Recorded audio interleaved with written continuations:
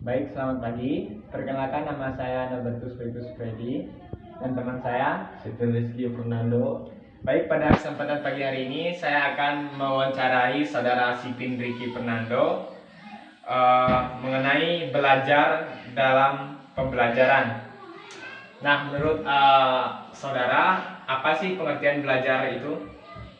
Pembelajaran adalah suatu perubahan yang relatif dan permanen.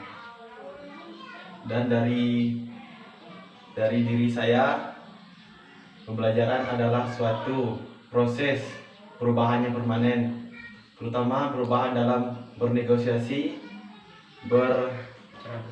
cara berpikir, dan berinovatif. Baik, itu menurut Anda ya. Jadi belajar itu adalah dimana kita sendiri itu mengalami suatu perubahan dari pola kita berpikir, cara kita berbicara, lalu cara kita berinteraksi dengan orang lain. Nah, dalam hal tersebut tentu kita mempunyai suatu kebiasaan. Nah, menurut Anda kebiasaan Anda belajar itu seperti apa? Atau cara belajar Anda itu seperti apa?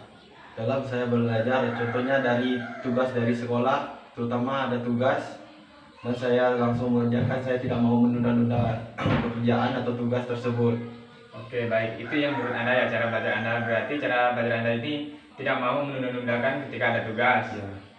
Lalu di sekolah Anda, apa pelajaran yang Anda sukai dan berikan alasannya? Pelajaran yang saya sukai adalah pelajaran bahasa Indonesia.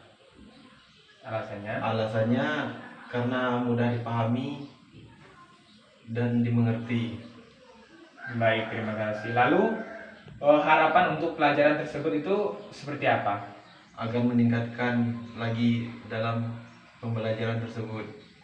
Baik, terima kasih. Ya tentunya ya, dalam kita belajar memang tidak mudah untuk menyukai semua pelajaran, tapi ada salah satunya yang kita sukai atau ada salah satu yang tidak kita sukai. Lalu yang berikutnya, pelajaran yang tidak kamu sukai di sekolahmu dan berikan alasannya. Pelajaran yang tidak saya sukai adalah bahasa Inggris karena kosakatanya susah dipahami dan dimengerti. Lalu harapan untuk pelajaran bahasa Inggris tersebut itu apa? Belajar lebih giat, menyesuaikan diri, terutama untuk dalam pembelajarannya.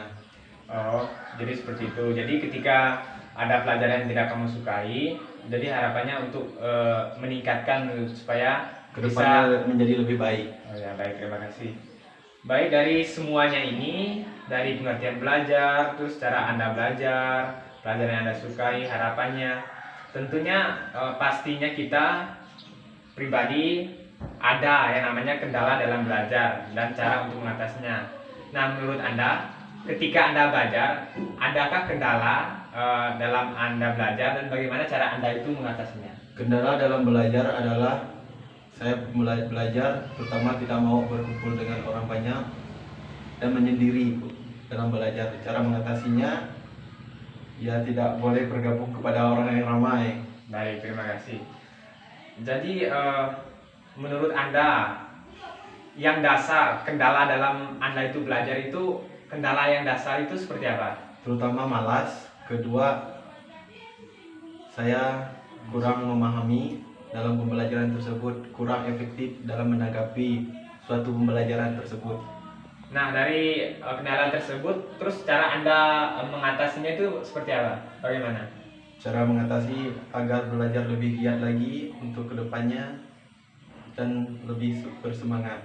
Oh, jadi Anda terus nih berjuang untuk belajar tersebut ya. Belajar. Baik, dari semuanya ini kita tahu memang belajarnya memang tidak susah untuk mencapai suatu pelajaran yang lebih baik. Iya. Namun di sini saya memberikan teladan dalam belajar dan pengaruh belajar itu seperti apa. Jadi ketika kita belajar memang banyak sekali kendala-kendala yang datang menghampiri kita atau mengganggu kita.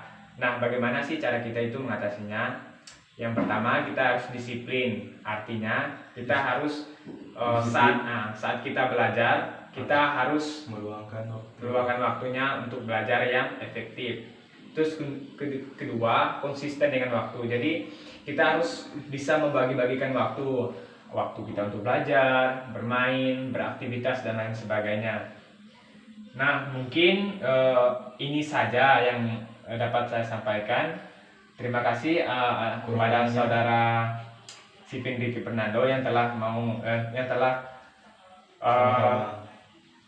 meluangkan waktunya untuk saya wawancarai. Mungkin sekian dari wawancara saya.